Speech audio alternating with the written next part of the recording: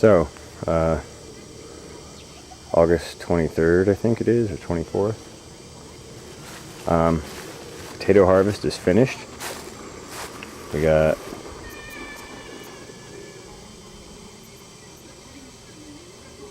about 9 5-gallon buckets of potatoes. I think total potatoes put in this year was like, I want to say like somewhere between 12 and 18 pounds. I know it was under 20.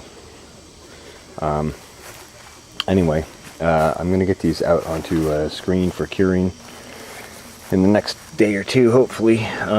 But there are some big, beautiful potatoes in here. Obviously, you can't see all of them. The bigger ones are typically on the bottom of some of these buckets.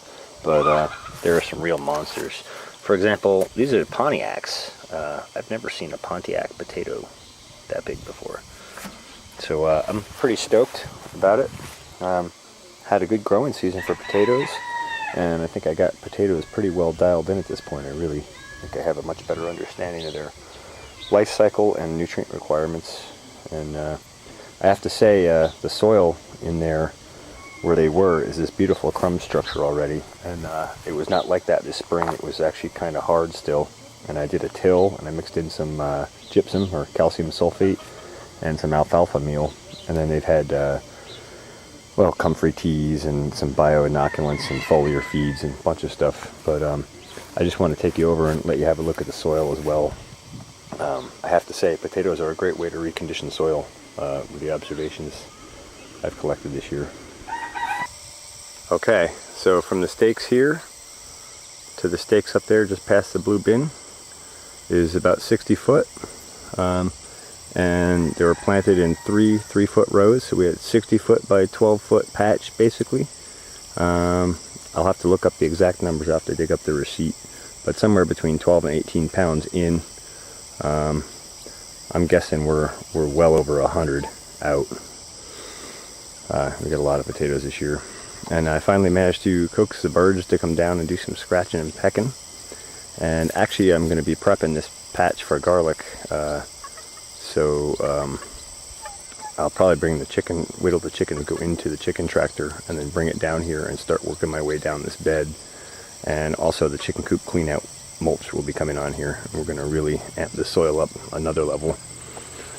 That said, I just want to take you in and let you have a look at this, what the soil looks like in here now. I know it's kind of a little tilled looking, but that's for me digging potatoes. But if you look how well this breaks apart, and you see that nice crumb structure in there, that's really indicative of good soil. And I can tell you, I encountered a tremendous amount of worms in here. Beautiful, healthy, happy, vigorous worms. And I'm sure I can find a couple here too. Maybe we'll let the chickens have a snack. Just want to show you quick while I'm in here. And also, note here too, pretty much everywhere where the potatoes was turned into this beautiful crumb structure. And in fact, I can show you like the deviation line between it. Like, you can actually see it kind of goes to almost a hard pan underneath where the potatoes were. It's kind of like, see how it kind of hardens up and loses the crumb structure there? And there's actually a trough around where the potatoes grow. There's kind of like a hard shelf right here. This is like the edge of where the potato roots were in here. So it's actually left troughs of really nice soil. That's how happy and healthy those plants were, and that's how much carbon they contributed to the soil, and sugars for bacteria and all that wonderful stuff. Really fantastic to see things evolve this way. Amazing what you can do in just 4 months, the right program. See if I can find some of the worms. I think they've kind of taken off with the sun and heat beating down the soil. They've probably gone for deeper ground.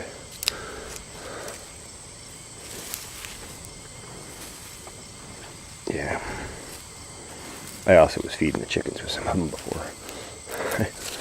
You can see they're in here scratching too, which is fantastic. Huh. Well, Murphy's Law apparently is in effect. Try to show them to you, and they've all run off into deeper ground, I think. But so that's part of why we're going to be bringing the chicken tractor and the mulch over here. so we don't lose our worm population to other locations. We want to give them lots of food and keep them in here. And I'm really stoked to see that the chickens that I got to follow down here are happily pecking away and digging and scratching. And I'm sure they're finding lots of worms. There were lots of like little bugs and beetles and brown marmorated stink bugs and all that kind of stuff too. So anyway, that's potatoes for this season. When I figure up all the data, I'll give you input weights, output weights, and have a better idea of what the production ratio is.